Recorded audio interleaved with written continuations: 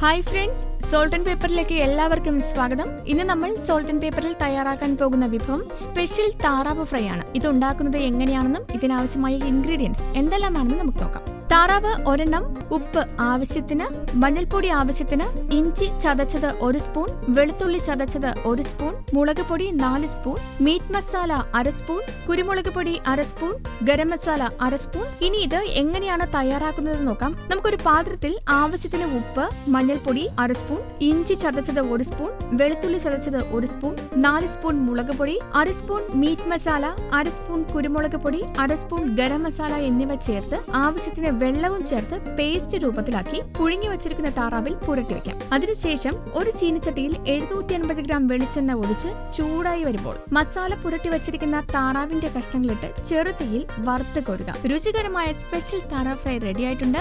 രുചികരമായ ഈ വിഭവം തയ്യാറാക്കുന്നതിനൊപ്പം നമ്മുടെ ഈ ചാനൽ സബ്സ്ക്രൈബ് ചെയ്യാനും മറക്കരുത്.